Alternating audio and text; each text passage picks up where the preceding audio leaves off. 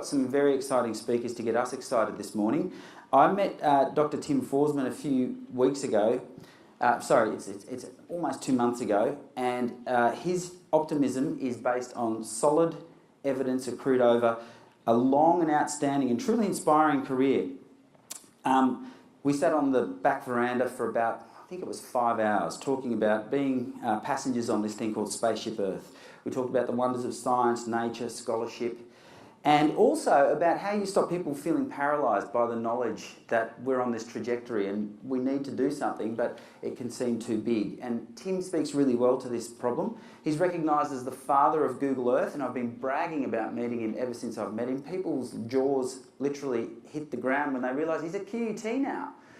He's here in Brisbane. I just love the fact that he's where I got my degree. He's written a bunch of books. The Last Little Polar Bear, I've read it. It's a beautiful little story about, well, we're on a trajectory where there will one day be just one living polar bear left, and we all know about the thylacine. Well, imagine if that happens to our polar bear. But we can stop all that. Now, a few days after I met Tim, I had an equally amazing privilege to chat with another really gifted polymath, someone who's every bit as passionate about the spatial information revolution. The one and only Richard Simpson, who's the CEO of Spatial Industries Business Association Queensland.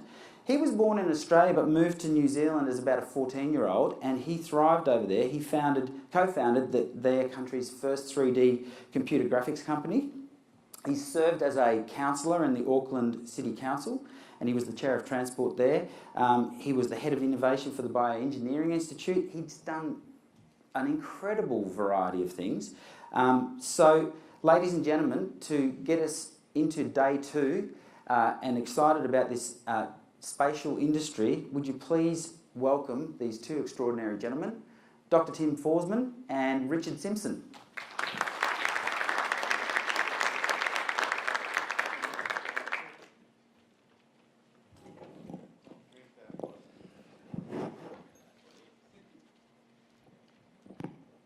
Right, the dynamic duo. He is.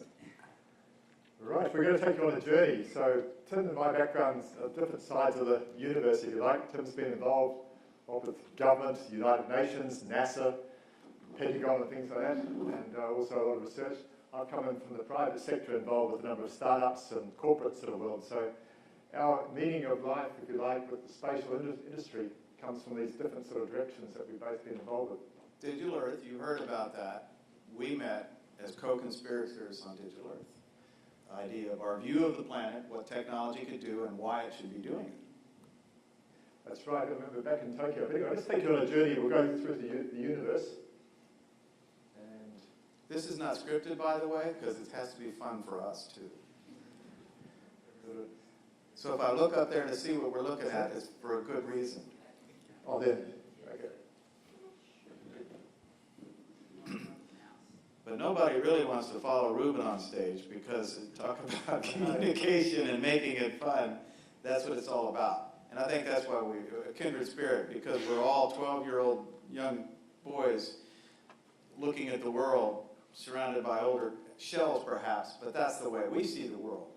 And who hasn't seen the Hubble, the images of the Hubble, and not just sat there and looked at the world and go, wow, are you kidding me?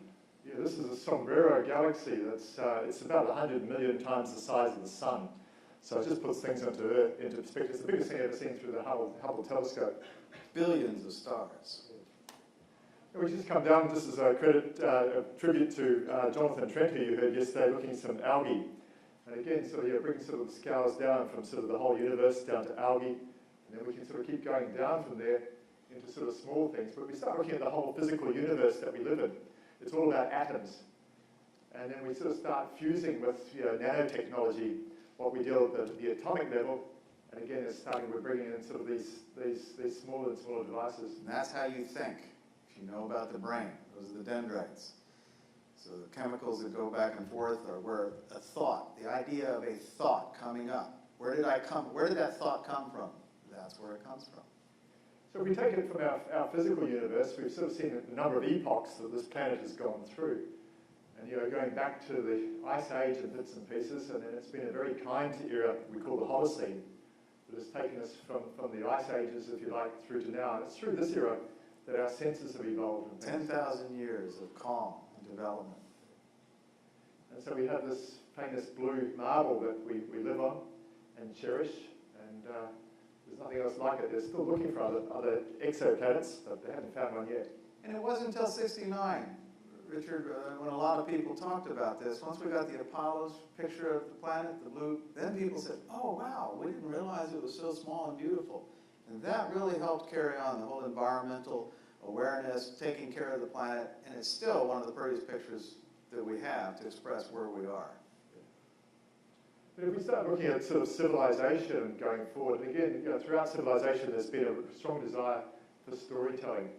And again, sort of this type of storytelling that is on early art rock and things like that right across the world is very similar to really where maps and things like that have taken us to today. So it's that symbolic representation of the stories about places and about sort of our ideas about describing things to others across generations. Going back thousands of years, and those of you who have studied the lithographs and pictographs, it's eerie how similar these are from Africa, South America, Australia, etc. So there was something going on that we still can't explain. Why would we have this common view of the planet and our sense of place, even way thousands and thousands of years back?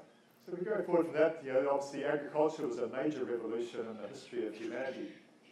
And again, it's starting to where the human sort of activities are really starting to change it. That gave rise to information exchange when they started using clay tablets to determine how much corn, or not corn, but wheat was being grown, and then taxation and maps. So this really comes Sumerians, Mesopotamia. This era was the foundation that we mostly think about when we talk about why we're here today and how we communicate and what's a good loaf of bread tastes like. And then we had cities. And we talk about smart cities today and sort of moving forward. Again, it's probably the most major transformation of cities that we've ever seen. I mean, we've always had chariots and horses and bits and pieces that go to, and now in the next 10 years we're talking about driverless cars. And that's all being driven by the spatial industry. There's all this sort of massive radical changes. The Internet of Things, smart cities. So when you get a lot of people together, what happens? That's where civilization exploded, when we got together. But it's exponential change now that's unprecedented. So there's been a number of big thinkers. We've just taken a small subset of them here. But perhaps if we start with Ptolemy, and Ptolemy back in 100 AD, I think it was, he was a Roman citizen, lived in Egypt, and wrote in Greek. Yeah, Claudius, he was your predecessor. He was a polymath. But no, Ptolemy is amazing. He spoke back then, 2,000 years ago, about creating a world that was one and continuous, and describing its nature and position. It sounds like that John Lennon song, Imagine. Creating a world that's one and continuous and describing its nature and position. And when we start thinking about this is what we're going to witness in our own lifetime today, is with this blurring together of our digital and virtual and physical realities, is going to be sort of very much along the lines of what he envisaged. Okay, geography came out of what he spoke about, but this is sort of like the whole incarnation. He gave us map projections, latitude, longitude, the concepts that we use today. But he did make one thing, and we got to build on it. He forgot what Eratosthenes told him about the size of the planet. So he actually missed it by a long shot. So even though he came a few hundred years later, he forgot to read his history. So it's always important to read before, because we took a step back on the size of the planet, but he really helped us understand how to portray it, what we see today, and we give him great credit for that. The next character is René Descartes. He's an extraordinary person, and he came up with that, I think, therefore I am. And it'd be very interesting to see, I mean, if he was alive today and he's starting to look together that, blurring together our physical and digital realities, it's not only our identification with the place that the spatial industry is just absolutely transforming, which is pretty fundamental when you think about it, but it's going to be our identity of ourselves, and we'll talk a little bit more about that. But Tim, you've got some good stories. Well, I'm not going to tell the story about the evening he spent with the Marquis de Sade. You'll have to read that on your own. But once is for experience, he said. He did not go the second night. But again, a gentleman that explored the mind, what we've got, one of our great philosophers. This guy here, I collect old maps, and my proudest position is a 1590 map, I think it is, a 1580 map that's made by this fellow here. This is Abraham Ortelius. And he's well-known map maker out of Amsterdam. And he used to sort of work with different people, but he's the guy who actually invented the atlas. And so the idea that you get all this spatial information and put it into a book, and then you update that book. I mean, that's fundamental. That's like digital Earth before digital came about. It's what he was doing back in the Middle Ages, in the 1590s. And this is the very first map of Australia that's down here. You can see Australia has got a fairly large landmass. Driving commerce, driving cultural development, civilization. Once they had this view, that was the big engine that got countries and the banks and East India Trading Company and all the others. And that's the Dutch and the English coming down to Australia. Yeah. So this is up till, other with accuracy, other This than is before the English and the Dutch. The English going way back before that. It's just a But other than accuracy, because there's some areas, this is the view of the planet that we've held till the Apollo, really, in terms of how the world looked. Well, one way you can think of it is a journey from space to place. So space is this abstract notion. And again, Terra Australis was just an abstract notion. There must have been a big southern continent there. Nobody quite knew what it was. And through the spatial industry and surveyors and everyone else, we're getting this to become a place that we understand and that we can hang our hat on and going forward. This is an actual map that I own. And it's the very first map of China. So you spin it around. It's like a mind map. And so you've got Malaysia, you've got Cambodia, Siam is Siam, Thailand. You've got India at the top there. You've got the Silk Route going up the right-hand side there. You've got the Great Wall that's sort of hovering around here at the side here. Quite hard to use the markers here. But we've got the, Japan's a bit of a mess. And similarly with the Netherlands. But he had a Jesuit missionary called Babuda who did all these travels. And it's sort of like, to the left of this, you'd find this, to the right of this, and just come and tell them these stories. And so this is what goes in the map. So it's a mind map, really, of the planet that was there.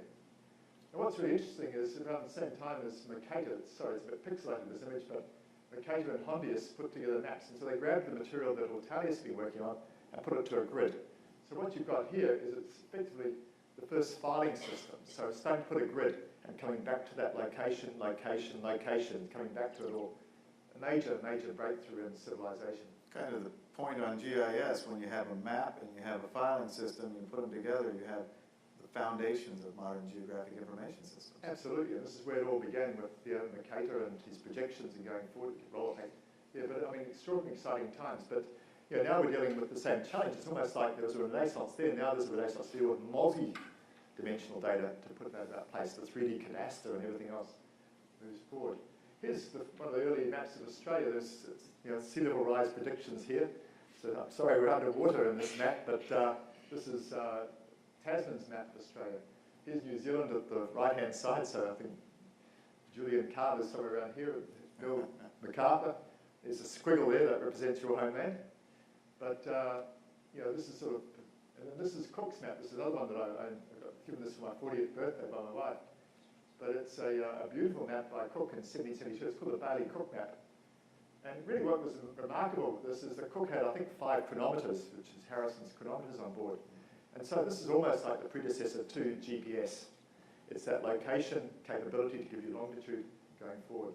And one of his trips, he was to look at the transition of Mercury, if I remember right. Venus. And the idea of calibration, instrumentation for navigation. Why did they do all that? Because of commerce, because of the global relationships. So all this comes together about civilization, man's relationships to each other, commerce, technology, worldview. And we keep coming back to this and how we're improving it, building on it. And when you start looking at the spatial industry, if you stood back and looked at it in 100 years' time, history's repeating like you wouldn't believe it. Filing system, that's the challenge. We're taking it to another dimension there. Location, we're going to be looking at GLONASS and this BU and others ones that they're coming through to give us down to sort of centimetre type precision, anytime, anywhere. How'd they get Harrison's clock? It wasn't done by the National Science Foundation or CSIRO. It was done by a prize set by the UK government.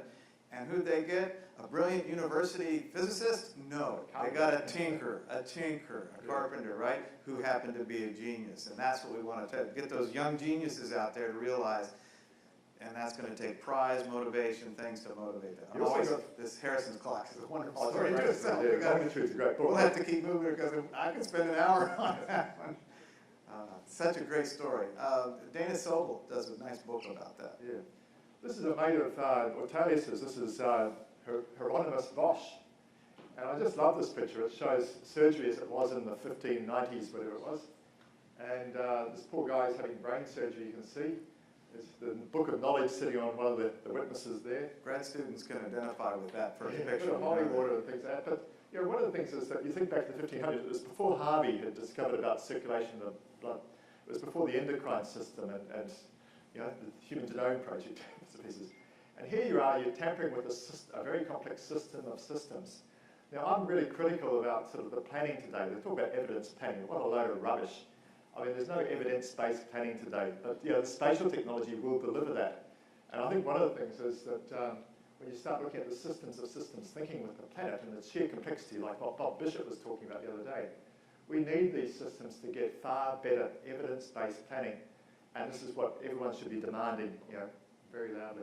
I'll just add that most development, for those that don't know and haven't been in there, most development projects are done with a decision on a golf course and not with the computational issues and with the citizens involved. If I'm wrong, let me know, but everywhere I've been, the decisions were made in back rooms and golf courses, and the evidence-based planning is what we need. So business as usual, or the direction Richard's suggesting. Yeah, absolutely. And this is the way our cities are planned today. So. This guy here is not Santa Claus, it's Alexander Graham Bell, and extraordinary guy, but he was a speech therapist and was working with the deaf people when he came up with an invention known as the telephone. He's been gone for about 80 years.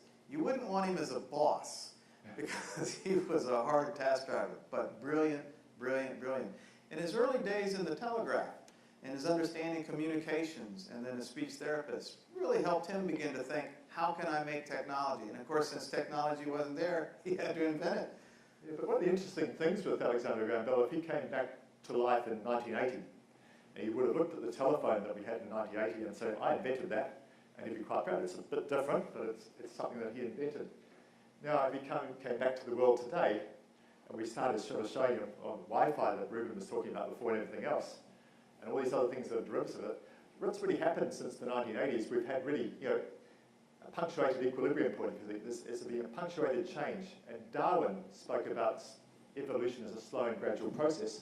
And as a neo-Darwinist, Stephen Jay Gould spoke about punctuated equilibrium point. And so suddenly this whole idea has just exploded out and going forward. And this is the thing that we're going to see happen increasingly more. And probably the biggest driver that's going to be of that is going to be the spatial industry. So brace yourselves. It's going to be a very disruptive journey going forward. A lot of exciting opportunities. And again, with the youth in the group next door, I mean, this is an extraordinary sort of period of time for them to develop careers. And there we go. This is today. I don't think Alexander Graham Bell would take this on board, would he, sir? Near field communication. He'd be proud. Yeah. He'd just wonder why aren't people talking to each other. Here's your man. Well, that's born in Prussia, but a famous German philosopher, Immanuel Kant. And you heard a good German philosopher last night at dinner. I hope you enjoyed that.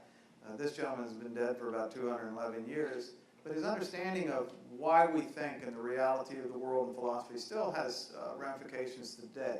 He really argued about nominal versus phenomenal. What's empirical versus what is our rational thought? And bringing those things together, to me, really brings back the virtual versus the real. He presented many arguments that we could bring today to talk about that.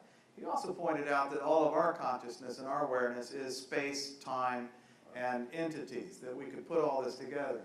Very deep philosopher, many of his studies and writings, and it looks like a sine graph in terms of the influence he's had. But again, that rational versus empirical, what are we dealing with the real world, with the virtual world, which is what we're doing today. How do we take this in our real world and relate it back? So space, time, and items, enumeration, space is 1/3 of all knowledge. And up till now, up till 40 years ago, 50 years ago, we couldn't capture that. It wasn't until computers came from the space age into the digital age that we could capture space and say, oh, where should we develop that city? Where should we do these things? Where are the environmental issues? So the idea of putting place and space in its proper context, while we could talk about it before, we couldn't command it, we couldn't control it, we couldn't communicate it very well, other than Ptolemy's maps and the other original maps. Galton. I'll give them to you. Vox Popular. Oh, I'm sorry. See, it's like going to a homecoming. You know, you recognize your friends from high school for 20 years ago. Vox Populi. There's magic in numbers. And any of you mathematicians, hey Ruth, raise your hand. You know there's magic in numbers. He talked about, science, technology, engineering. This gentleman went out in 1906 to a Plymouth Fair and saw this ox being auctioned, and based on the guessing the weight. And he realized, he took a tabulation of all the entries, statistically found out they were like 1.5 pounds off of what that weighed. He goes, well, how could all these people know almost exactly what the weight of this? So Vox Populi is a term that's been given out, the wisdom of crowds. And that's where I get excited. With the technologies that we've been shown, the potential of putting into all those kids in the other room and every kid in every school in this country, and have them in this huge network out there empirically sampling the world around them and communicating that and making a sense of it. And when we look at, this is just Twitter, Facebook, the idea of connections out there and how this is a powerful army. This is the leveraging of the human potential that we now can actually talk about soberly and not get laughed out of the room because we've got proof. And Stuart Finn was talking about citizen science yesterday in Great Barrier Reef. If we get these people doing this, it'll make a difference. This gentleman, Waldo Tobler, said, first law of geography, all things are related, those things that are closer are more related. So as we look at all these people with smartphones and we begin to look at in various infrared and other ways of the perspective, think about what we can do in our neighborhoods. Think what we can do if we get rid of those broken windows and the graffiti and begin to take control of the world around us because we now have the tools of Apollo in our hands. That's why I have optimism, because young Digby George, a brilliant young lad, understands these things. And we're saying, yeah, we left you the planet, we broke it a little bit, but here's some tools, you can go fix it. That gives me optimism. And it's the kids, See, we think about it so incorrectly. Everybody know the name of this map? This is the MacArthur projection by an Australian, of course, young Australian named MacArthur. And 12 years old, he goes, hey, how come it's upside down? So what do the teachers do? A good teacher, a good educator, beat the heck out of that little kid, told him he was an idiot, and of course he was wrong, right? I mean, innovation, thinking on your own, you can't do that at school. That's not to learn, it's to rote memory. It's not to have fun like Ruben provides for them and learn and think about why can't I see through a glass? Doesn't make sense. And that hits adults with degrees. So he turned it upside down. He got the last laugh when he graduated out of Victoria, I believe. He graduated from college, sold 300,000 copies of his map. Said, blah, blah, but I love it. A different way of looking at the planet. And believe me, anybody not think we need to look at the planet differently? If we look at it now, we could get paralyzed because, so many bad things. But if we turn it around and say, what can we do? What do we build off of? And on the shoulders of giants, these are the ways we've looked at the world. Yeah, so the first photograph and things like that, this is Hogg and Johnson in 1843. And extraordinary, just to think that you're capturing images here. This guy here should be known to a number of you. Do you know who this is? Any guesses? The father of remote sensing. Don't know him. Go on, Tim. You keep giving me the old guys and telling me to remember. It's Alfred Nobel. Of course. I've got a copy of it. Technically, I'm a Nobel laureate. Technically. Because I was in the UN when Kofi Annan got one. So my staff got me one of those. But I do not feel like a Nobel laureate. Not with him on stage. This is the first Earth selfie. I wanted to correct my friend from NASA. This was in 1904, I believe. Yeah, right there, about that. Sent up the rocket, took a picture of the Earth, and he didn't get a prize. Well, because it was Alfred Nobel who did it. No prize, yeah. This is the first one. So we've been looking at the planet differently in technology, etc. It looks just like the prize. Here we go. This is where...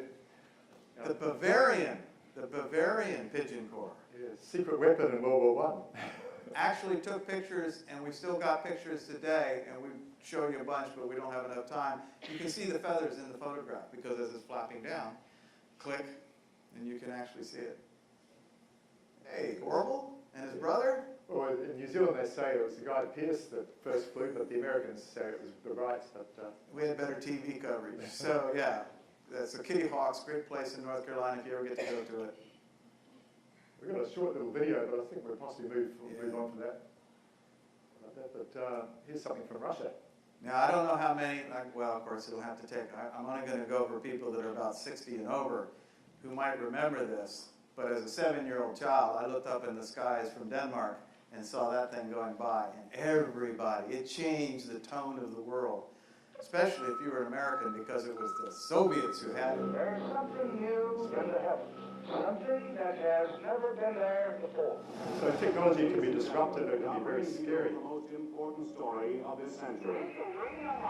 Satellite Sputnik entered orbit around the The United States is in a state of admiration, confusion, and surprise. The beginning of the space age. The same Christopher Columbus discovering America. You just entered the new world without real understanding of the consequences. Sputnik is a frightening toy in the hands of childlike men who are without morals. Doesn't this sound like we turned into some kind of dangerous weapon? Here they were, big and powerful. The United States was prepared for the Soviet Union dropping bombs on us from a satellite. We should find out what they're doing that we're not doing. The race run by rockets. Where is the finish line? The Russian satellite has proved the second coming of Christ is That was my childhood in my school, was under the desk on a regular basis, because we were only 10 miles outside of Washington, D.C. It left an indelible print on me, and I've since then tried to say, what can we do in a more positive sense? And I know many others that feel that way. So I thought we'd personalise this and sort of share a few projects that we've done over the years and the meaning of spatial in our lives. I think that having Helen Clark, the head of a country, minister, prime minister, embracing the technology and why it's so meaningful, that sustainable development and making sure that the Kiwis had a vision of the future and could harness it because of their technology prowess. And this is what you've been promulgating and proselytizing around the planet. Oh, don't go there. We'll talk about you, Tim. No, please. I'm proud of this one, because when I found these 4 young lads out of San Mateo, I actually had to argue with them about doing something for the UN, doing something for the Earth, because they were interested in selling for tourism and making money, the god Mammon. And I was on the other side as UNEP's chief scientist, but this was shown at the World Summit on Sustainable Development down in Johannesburg, twice as big as this. And all these heads of states watched it. Believe me, that was a vision that never left their heads. And so we see this going on. So in such a short time, if we can go from there and show people visualization, how to see the planet, and things we can do with it for proper planning, to be proactive, then I do have some hope. And to see the invisible. How do we know it's hot? How do we know it's cool? So the NASA work that Lawrence and our friend Jonathan showed you, and Bob Bishop showing about the world, the invisible world that our friend Buckminster Fuller explained is too complex. Look what's changing over the planet. Here was the Amazon, the lungs of the planet. Where have they gone in the last few years? So Landsat series has been able to map this, and I'm so pleased with the idea of 20 years to look at Australia and other places, the stuff from '87. This is so important for us to get a handle on what the change of our planet. And the fact that you can change minds, even in Queensland, to have your leaders go, we need this to change the way we do governance. And that's why that theme was in. How do we redo government? Because business as usual is killing us, my friends. We've got to change. And so having leaders up there and being inspired and doing a good job, Queensland is one of the centers of the best thinking about this now. That's why you're here. That's why we want to embrace your ideas about the pivotal shifts in the future, because this is iconic to me. He's looking at this going, wow, how do I manage Queensland?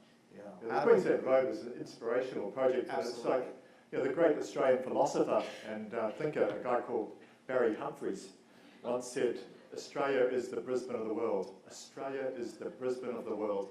Here we go. This is what's going to go. This is going to be the epicenter of the spatial industry.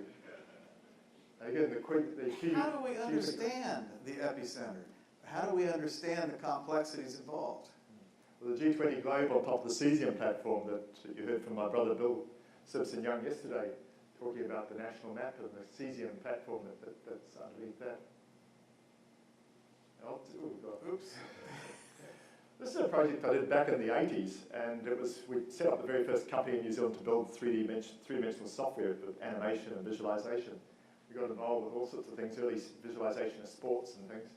This is one we did where we sort of went off and put lots of virtual blocks of butter over Auckland and just sublimed that butter off to sort of create looking at environmental performance controls around sunlight and other controls. And so it was very much, performance-based. But we did that in the 80s, and in the 90s there was a building boom. So we actually sculptured the whole shape of Auckland as today.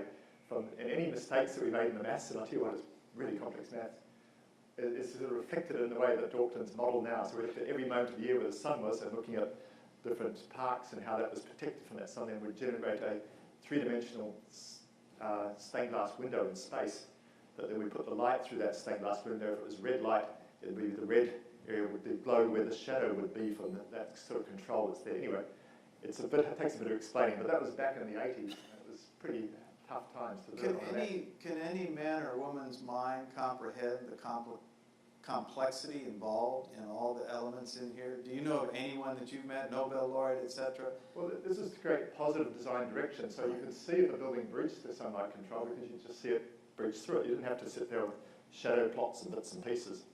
And again, this is done on a VAX. We wrote it in Fortran 77. We got involved with another project called Sky's Tower. We actually did the design of this project, and we fell out with the developers partway through when they put a casino at the bottom of it. And we never finished it, but if you go to Auckland, you see Sky Tower. We designed the top of it, but the pod with the stalk, which you can't see here, we did it with a glass stalk, and then they cheapened it and put a big sewer pipe as the stalk, so it's not quite our design today. But I got involved with the project in Singapore back in 1991, and this is to build the world's first automated building code compliance system, so looking at the regulations in Singapore. This is really before the internet took off. And we did a project, we built the software, we worked in with Edigraph Corporation in the States. And so it would be that you'd get a three-dimensional model, a CAD model, a very primitive CAD model in those days, and then you'd pass it through our software that we wrote, we'd strip it, and we'd convert that architecture into a language called Prolog. And then we'd run that Prolog through an induction engine to then check it against the fire code, and then it would come back into the drawing to say whether it complied or not to the fire code. Very simple today, but it's for the days that BIM really took off. We're working with Jim Plume over here Jim's the lead author on a paper for BIM and looking at the geospatial world. And it's an exciting paper to go forward to government because I think the government needs to take BIM very, very seriously. But this is too complex for human minds.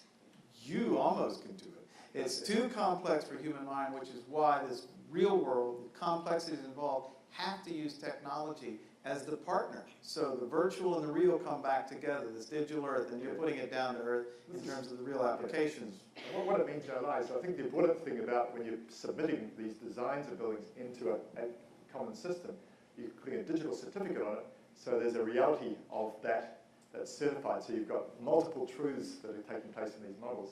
And so this is a project we did for Boeing. This is on the 777. We also did the 787.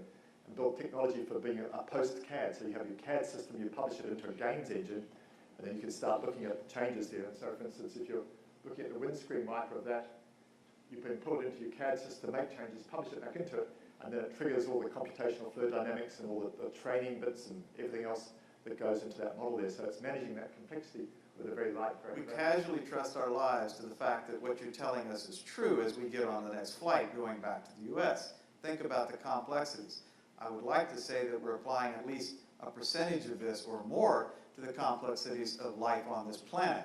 So to me, those things both harmonize very well to say, oh, hey, that's too much for me to understand. That's right. Again, the technology is the partner for making this happen.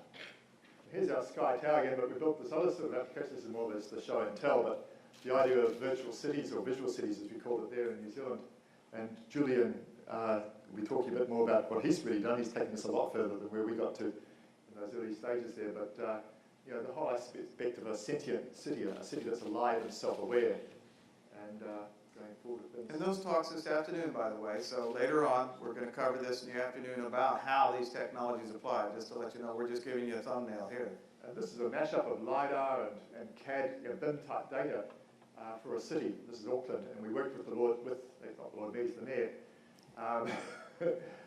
And it's about looking at the 30-year vision for Auckland and just having this mashup that you put all the sort of designs into the one model, and then you can interact with it. So instead of every 3 months looking at the quarterly profits, you're talking about 30-year projections. Yep. How do we make those connections? I believe those are the questions you asked me have to that be. floor that's starting to move towards that evidence-based planning. And this is something we did. I was asked to be the curator for the reopening ceremony for the National Library in Wellington. And we then put this big display, which is almost the size of what you see here. And you can go into it and you look at it as it was in the 1840s on the left.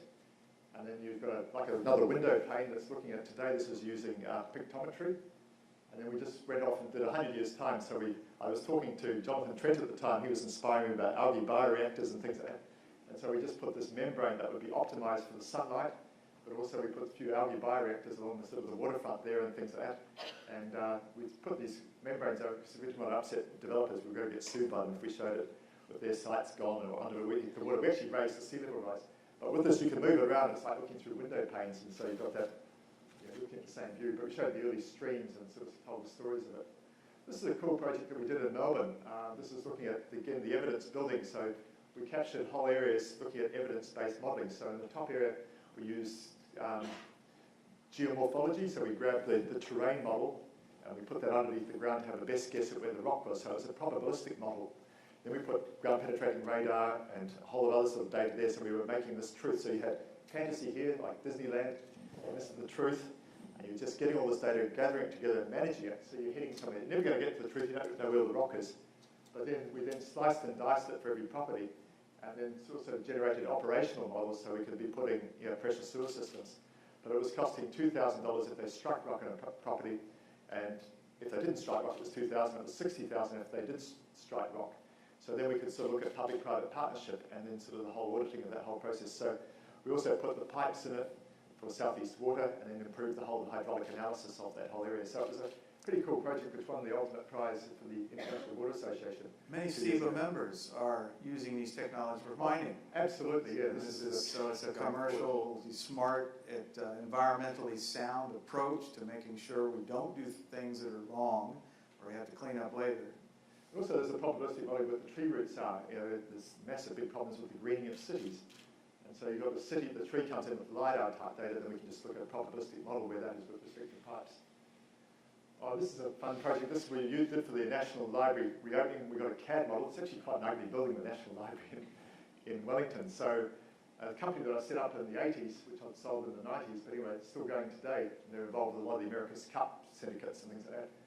But we just said, look, let's do 256 tiles. And there's a guy called David Hocking, who's a famous artist, you've probably heard of in England and things. He takes photographs. And so we just went off and looked at the render equation. There's a render equation that you use when you're writing software.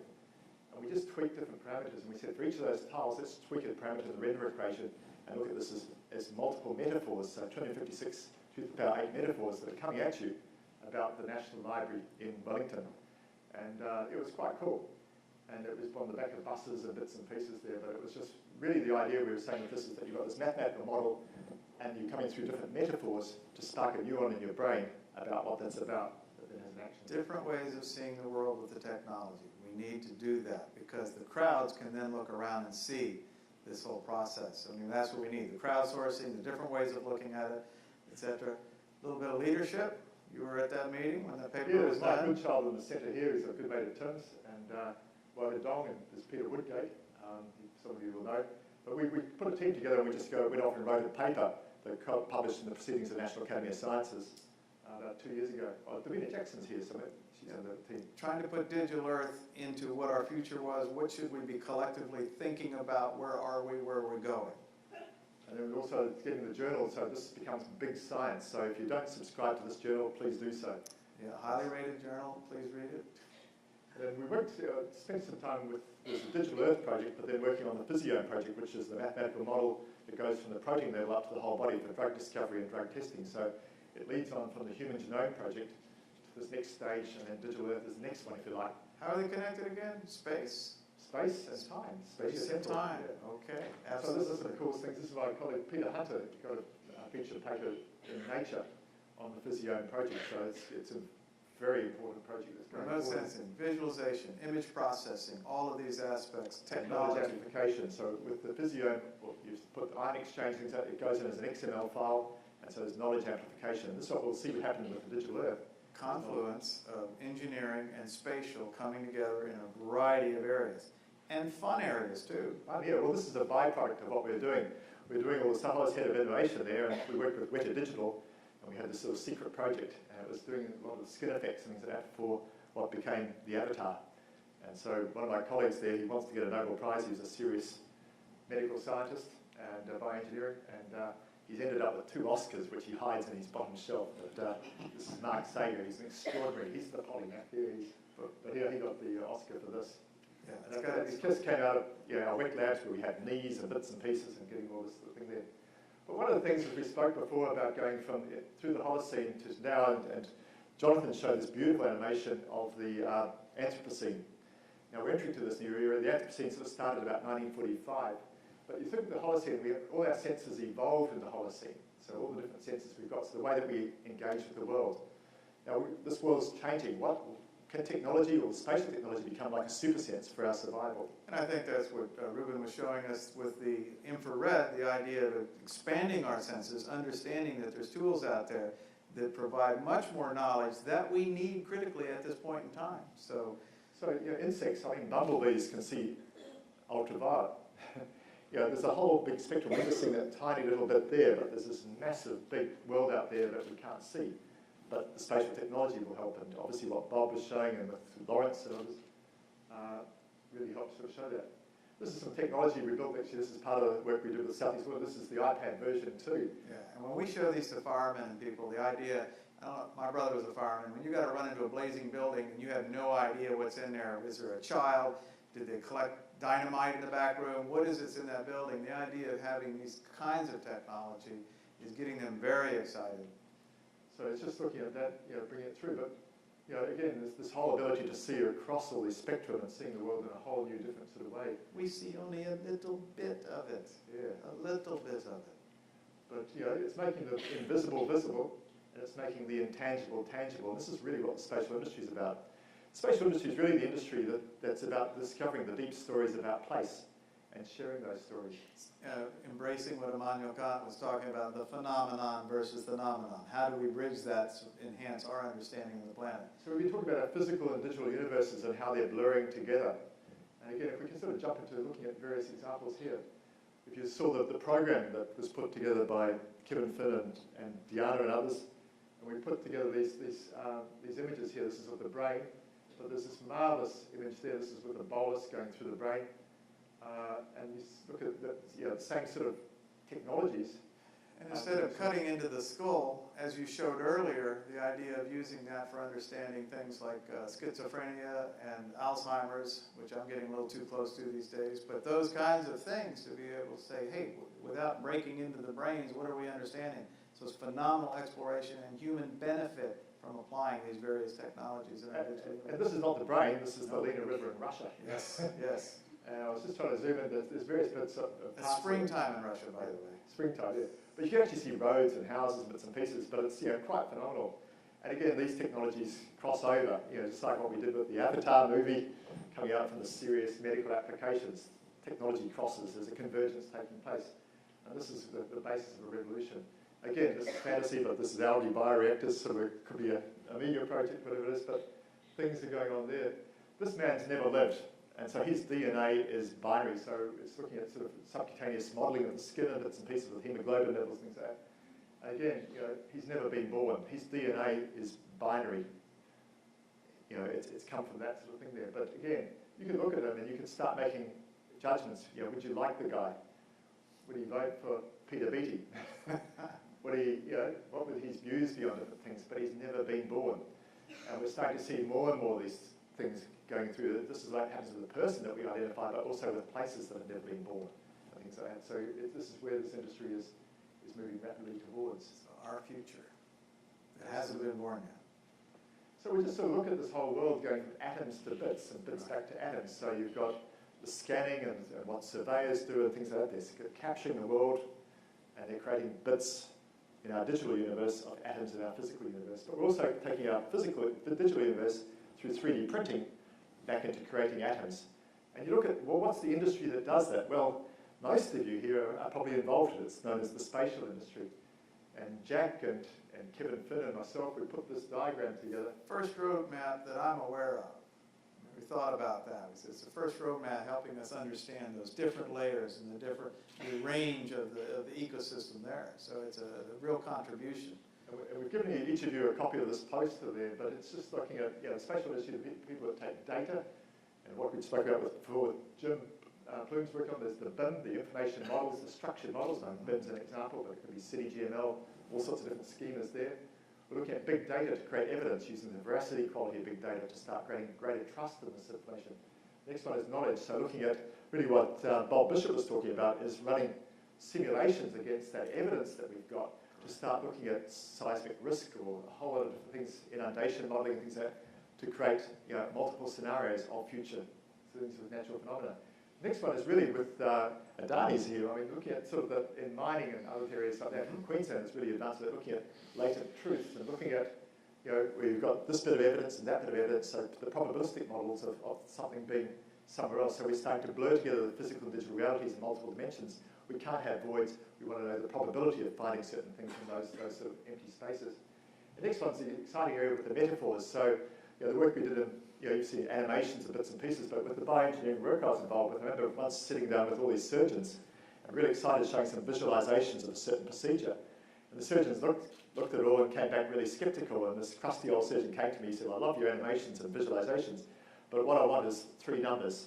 1, I operate, 2, I pause, and 3, I don't. I thought, right, we showed all this other things there, but he said, no, there's 3 things. So you need an action that goes from it. So you want a metaphor that sparks that neuron to have a further action, which may be generating more data. So it's a cycle going forward. Now, at the moment, the spatial industry often goes to the data, and then whips across to the metaphors, the animation, and comes back that way there. That's fine. We're getting BIM and other things coming through, so it's going through the information. Big data will bring us through, so eventually we want to take it right around that curve, and that's what this industry is about. And your decision support, as you go to the medical, here they are, they're the experts, life and death, and they say, hey, I want 3 things. So the decision support is a critical component. It's the scientific visualization to promote decision support by individuals, experts, and community. That is a bottom line on all the things that we talk about. It's one of the principles, by the way, of the pivotal principles, is visualization, information. Right. Well, what we put is 4 platforms on this, so a lot of our members are either providing a platform service, it may be GNSS, location technologies, it may be broadband or whatever it is. You've got tools, like companies like Esri or Bentley and others are providing tools. You've got services for surveyors, architects and others are providing professional services on top of those tools, on top of those platforms. And then we have things like cities or utilities, Ergon and others that are doing operations that's utilising those services and tools. So there's 4 layers with that. But also pulling it through, we've got these nodal points where the value gets built as it's piping it around that sort of ecology there. So sharing, visualization, extrapolation, simulation that we've sort of spoken about. And here's a chance where you bring out your sick bags, but we can roll around there and start looking at sort of some of these activities. And this is Jack's idea. He said, let's put the activities mapped to that value chain and start describing. And that's what Michael Roseman was talking last night, those activities in commerce and space and location. Absolutely. And we just put a list of, there's a subset of activities, but you sort of roll around. I mean, there's an extraordinary number of activities that go into the spatial industry, and you're seeing a lot of things there. Fortunately, they have the map to carry with them, because this is...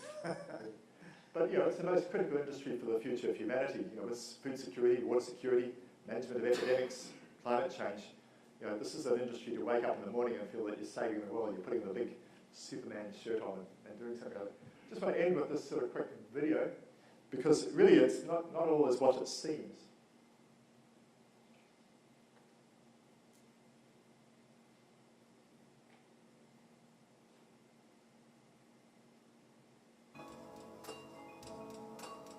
This is filmed by a guy in Tokyo. This is in Shibuya. I spent a lot of time in Shibuya in Tokyo over the years, but he's going through Tokyo, but he's actually walking backwards, and then he's just reversed the film.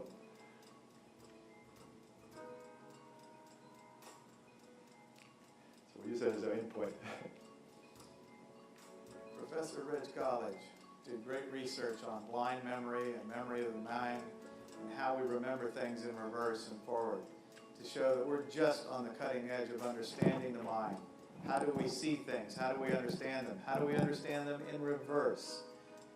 And it's these technologies that are helping open up that window to our understanding of the mind. Because if we can balance better understanding of the mind, as Michio Kiku and others have done, and we can blend it with the potential of the technology, then perhaps we can harness in time the kinds of issues that are facing us, the challenges in our neighborhoods, our regions, our countries, and the planet. And again, I keep saying perspective, different ways. Young Mr. MacArthur would be pleased to see this film as a different way of seeing the planet. That's a really great way to look at that. It's MacArthur turning it all on his head again.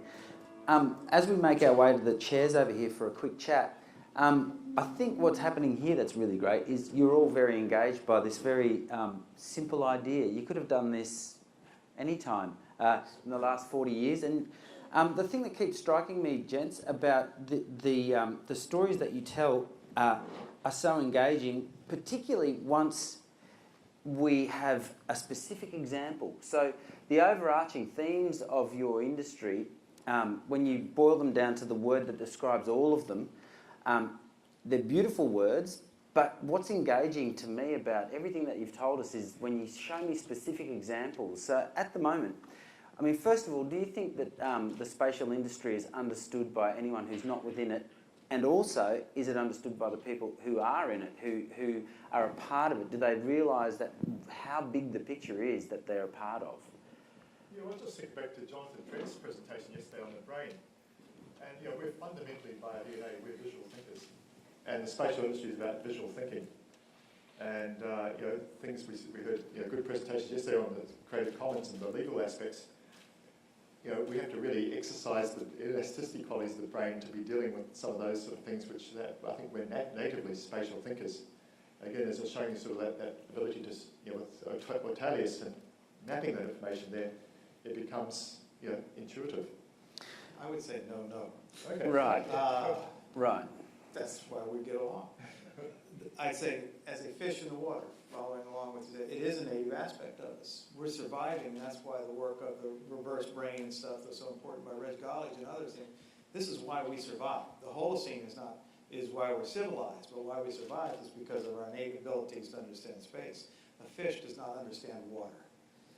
And so we have to point out those. And I think it's been exciting because through both of our careers, every time we've laid this on the table, we go, oh, wow, really? And we said, well, yeah, because it's innate to us and we see it.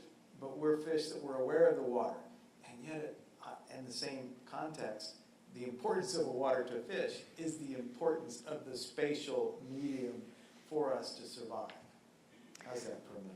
Yeah, no, this is a very interesting part of this conversation because everyone's here. We've sort of we know this thing is going to get better and bigger, and who knows how it's going to get there. And we all hope that it does so in time. So another question that came out of one of your images was, and it was a very early one.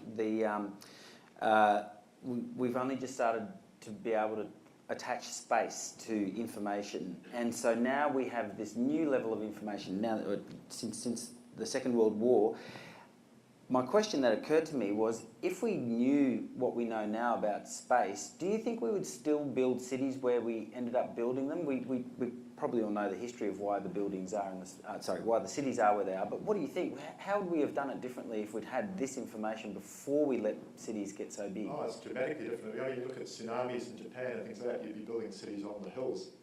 But also, this work I did with the National Library in Wellington a couple of years ago, we looked at where the early stream paths were. We actually went off and sort of started looking at where the early streams of Wellington.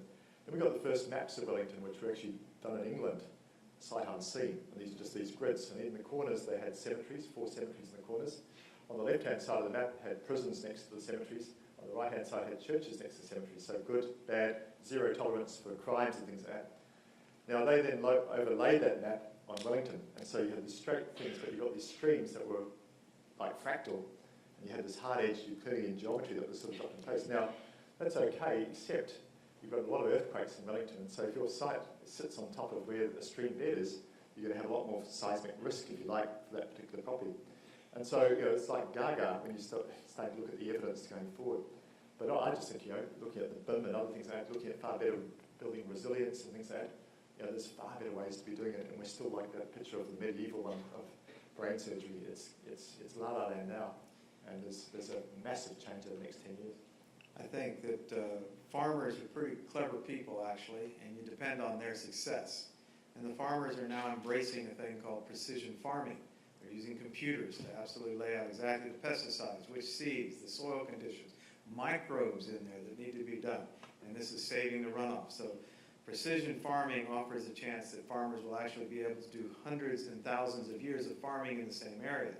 Well, why aren't we using the same context for the cities and the urban areas? Precision zoning.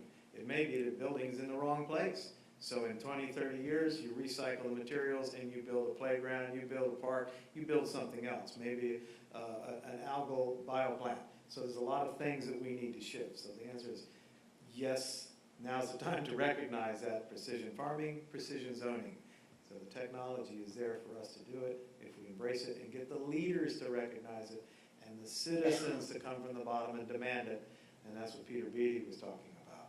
That combination, based on the visions that this gentleman and others are showing here, will hopefully make a difference. Hopefully. Yes, I was about to say, speaking of algae... This was extremely inspiring, but it seems as though we're still working on sort of an incremental evolution, in the sense that you don't see massive sort of quantum leaps in our thinking. Consider, for example, the materials that we now have. I mean, we're still building buildings that are sort of monuments to architects. I mean, why aren't we building stuff that's totally flexible? It's like, that's based on Bedouin concepts of tent buildings and that are completely flexible, that are materials that are perfectly available, and that are recyclable, or that are inflatable. I mean, there's loads of things we could do that would be beyond where we have been thinking.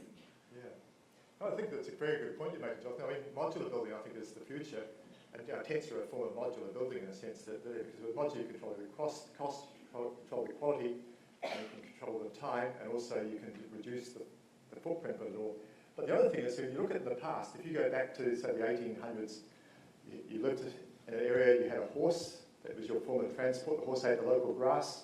The local grass was the sun shone locally on that grass, and you had the local water from the rain and bits and pieces. Now, we live in a world where basically it's no longer local, it's global. So you go and get your energy, it comes from the Middle East, and you get your car, which comes from the United States or somewhere other. Your food doesn't come from your backyard, it's coming from some other part of the world coming through. And that's all based on very cheap energy. Very cheap energy, but now the future is going to come back to local again. Again, so the things that you're doing is local energy, local purification. So you've got the energy cycle, material cycle, and the water cycle is coming back to being local again, but the knowledge becomes global, which the knowledge wasn't global back in the 1800s or before. I really like that. Let me just give you one little metaphor. Franz Kafka. But, my chance. You are your conversations with Butt, and I like it. You are a futurist, sir, and you suffer from desert vision as I do. That mountain is not 5 kilometers away, it's 50 kilometers away. Alan Worry, my friend, who you saw and we'll talk later, was talking about cycles of generations, and we're coming into the 5th cycle in terms of the indigenous experience in Australia. If you spent hours, and they're painful hours, in the planning and zoning meetings of municipalities going on around this planet, you realize there's cycles that we need to deal with. And those cycles are realities. There's generational issues, there's election cycles. So while I share your vision on a lot of that, if it's not embedded in the realities of the municipal decisions, in the realities of the voting in the councils, in the various areas around here, then it's not going to get there fast enough. I'm impatient because I share your vision, but I've also been into how you plan a city and how you work with these areas, and we have to blend that. And so I want the quantum leap, but I cannot ignore the realities of the natural cycles that we have to be involved with. And if we can come up with a book, and I would love to challenge you on this, is to blend those cycles of municipalities, so biophilic designs, those things can come about. I'm with you 100%, but we can't step out of the realities and the daily decisions that these people have to make. And what I want to do is get them to change their decisions. How can we help them do that so that their next choice of energy is based on information from their supercomputer in their pocket, and they go, no, I'm not buying from company A, I'm buying from company B because they have Jonathan's transmissions, they know how to do that, and we get the investors to back that up. So I really, unfortunately, on certain days, am stuck into the pragmatics of my past experience, and believe me, having at the UN so much hope for the world, and yet going, after Rio, I said, I don't trust any head of state I've met at the Rio conference and these others, because they're not making my world better. So that's exactly what I was about to say, at least in a different way. Franz Kafka once wrote that somebody saw a store with a sign in the windows that said, laundry done here. And when they brought their laundry to the store, they found out that only the sign was for sale. It was a store selling signs. And what you just said is exactly what the dilemma seems to be. Because we can present people with phenomenal visions, with wonderful views of how things could be. But indeed, we're up against this concept where what people want is for everything to stay the same and get better. Well, if you think this year we're celebrating 800 years of the Magna Carta, you know, a great piece of work, but 800 years we're celebrating today, and that's given us property tax. Things like that. Now, you look at the way that properties get taxed now, and if you improve your property, you get taxed a bit more. You know, if we were looking at, moving it forward, we're looking at demand-side management type policies, we're looking at the impermeability of the surfaces of that thing, which we can get from all the spatial information there. But you know, one of the things, realities of the spatial industry, it's a landscape of policy, technology, digital content, knowledge, a few other things, innovations going through there. Now you've got these multiple levers that you've got to work through, and the toughest one is the policy one. This is why CEBA exists, because we're out there working with government in partnership with government to try and get heads moving forward, because we're in the middle of a revolution. And the home ownership is exactly where I like to focus, because you take these young people, promise them their home is a castle, and put them with a lifetime of debt. And you look at it, a home is an economic engine for a community. It can be owned over many years, the environmental impacts, the choices on energy, how they handle waste, all the variety of tradesmen that come to keep it up. It's this energy engine, and yet the banks don't handle it that way. The community doesn't handle it. The zoning doesn't handle it that way. Insurance doesn't handle it that way. That is completely crazy, because it's a life cycle. It's the common denominator for most of us. And it means that your superannuation at the whole, when it's all over, you might actually be able, and that doesn't work either. So front to end, it's a failed system.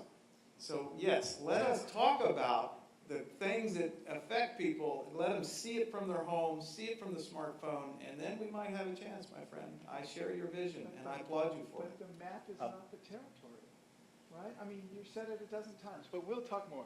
Yeah, we have another question. Yeah. Good morning. Hi, I just wanted to first of all thank you for putting this together. I'm a PhD student and I feel honored to be here on scholarship, so thank you. And so I've been hearing you all just mention how do we redo government. And I've heard so far many speakers have mentioned getting citizens to care enough to pressure the government to make the sustainable changes that need to be made. And that's the whole reason why I'm doing my PhD. With that thought, to get people to care and be involved. And so I'm just wondering, what are your suggestions to getting people more engaged? I know that you mentioned during this comment about visualization, so I really think that there's something in that, but I'm just curious about what your thoughts are on that. Thank you. I'm going to start because I know he actually was elected doing it, so I'm just blowing hot air. But the theme I've been giving to conservation biologists for years was that they're brilliant, they're doing incredibly good work, but they can't even talk about it when they go home. They cannot connect with the real world. So I came up with a thing called Foresman's normalization statistics. It's called the bar statistics. You go into a pub and you talk about these concepts. And if the people run away from you, you're not connecting. But if they come over and buy you a pint of ale, then, okay, now you've engaged them. And then what I'm saying is that science is great, But unless you have a scientist like soon-to-be Dr. Merriman involved, making it exciting, bringing it up, because we're interested in sports, TV, those are the things that entertain us. Games. So we have a lady in here at Serious Games. I think Karen's in here. There she is. How do we use, she's using games to get construction people tuned in. Otherwise, they're like, why would I want to do that? You've got to catch them with the reality and not with the few of us that are actually interested in our own intellects and knowledge. That's not how most people do. You have to wave the shine, ring the bells, get the dancing poodles. You got to do that to gain their attention. So that's why visualization breaks through most of that ice, because they go, whoa, the planet, my neighborhood, trash, graffiti, broken windows. It brings them to the forefront. And that's why I love it, because I don't have to talk about a whole lot of stuff. I've got their attention. He was in the trenches. He was voted on a very tough issue that he saw that other people didn't. Tell us about that. Oh yeah, we set up our own political party, and never had any aspirations to be a politician, but with a bunch of friends, we set up a political party in Auckland, and we threw out the mayor. And actually, we threw out the party that had ruled Auckland for 60 years, so it was quite a major coup. And we just did some visualizations. We showed what motorways would look like, what showed different sort of futures, ended up on the front page of the paper. And we woke up one morning and discovered we were politicians and we were elected. So we took the job very seriously and basically transformed Auckland towards public transport. It was all based upon roads, roads, roads. We got rail and other things moving forward. I remember having a debate with the Deputy Prime Minister at the time. He told me the only mode of public transport Auckland will ever have will be based on the rubber tyre. I said, over my dead body. So we've now got rail and things moving forward with it. But we also got the city amalgamated. We amalgamated 8 cities together because we weren't there for the long time. We were there about sort of transforming the city. But one of the challenges I found, I was chair of transport, which was the biggest committee they had in Auckland. And one of the challenges we had with the whole system was that the typical way that a city does consultation is they get the answers and they come up with the right questions to support those answers there. And again, it's like, it's planned very much like that Hieronymus Bosch sort of picture that I showed before. It's la-la stuff. I think what we're talking about is creating greater transparency, greater accountability, and then we're getting a far more articulate way of looking at different scenarios, which I think is going to be so important. Thank you. I think we're going to make this our last question just because we've got to start our next session very soon. So, Kate, if you need to move the microphone, you can. There we go. Whoa, so break the song. That's all right. Yeah. I'm just sitting there thinking, the sort of question that's coming up into my mind is, why is the bulk of the population in a democracy being defined by scientists as uncaring and unable to understand this? Which scientists? Sorry. Well, there's just a sort of thing coming across, which is that decision, government doesn't move, we've got people don't care, da-da-da-da-da. That is not my public experience. Oh, right. And I think that's the question that, say, places like SEBA need to ask. Is it just possible that this hidden power structure that everyone is very fond of, particularly if they're in the educated elite, like some of us here are, maintaining through the schooling system, there's the knowers and the unknowing, and it starts in school and it goes through. Having listened to the questions those little kids were asking yesterday, it seems to me that if you open up this discussion through social media and you start this visualisation and this discussion out there in the public, like we did when we started teaching everyone to read and write, it might just make a very big difference to the way in which the political system takes up spatial. Yes, I applaud that. I had a discussion with Ian Chubb, the chief scientist, on exactly that topic, on how we use the technologies we're talking about to revolutionize education in this country so that a kid like MacArthur doesn't get chased out of school by the authorities. I mean, it hurt him for years. To embrace that issue. It's not simple, however, it can be done, and if they do it in the K through 12, then they come out as educated, responsible citizens in a democracy, and they recognize the potential for their impact to make decisions, to support the right politicians and leaders, and the behavioral choices they need to do. So I'm Yes, but even the optimistic. schooling system is still a 19th century structure. Has to be changed. That should be worrying people, and I don't think it can be changed in time. It's become proven very It's still based on, school terms are based upon the seasons. I mean, it's come from that. Seriously. But also formative assessments moving into schools and things like that, so that there is changes from high stakes type assessment. But one of the things is that a lot of people here are members of SEBA. I should say, if you're not a member of SEBA, join. Join. There's a spirit, because that's sort of where we can make a difference. And the other thing is with SEBA, we've set up, in fact, Neil Crisp, who's here, has been working on this with, we've got developers from New Zealand working with us on this, but building these knowledge communities. Yes. So capturing tacit knowledge, so we can get that engagement with that, and then formalising that with white papers with think tanks. And taking that back to, I think the real way to engage people is in their homes. You're talking about how homes are the foundation of the community.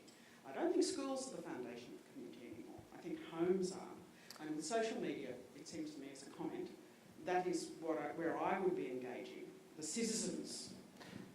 Well, because they go to there's some good news on the horizon for you there. If you haven't been keeping an eye on what's happening on YouTube and social media in the science space, the most popular YouTube channels and the biggest stars on YouTube, there's other ones, but there's a lot of very popular people who communicate science in a very, very no dumbing down. The TV is dead, and children will consume YouTube, and what they go for is this science stuff. They absolutely love it. So I see a big, beautiful silver lining on social media, and we know there's a great paper published in the Journal of Marketing Research about what makes a piece of social media go viral. And it's only the positive stuff that goes viral. Don't go in there and tell people that you hate that person because they did this or that. No one cares if you go on and be negative. And so there's a really good silver lining. Come and visit 100 schools with me and watch several thousand children cheer at the simplest science demonstration.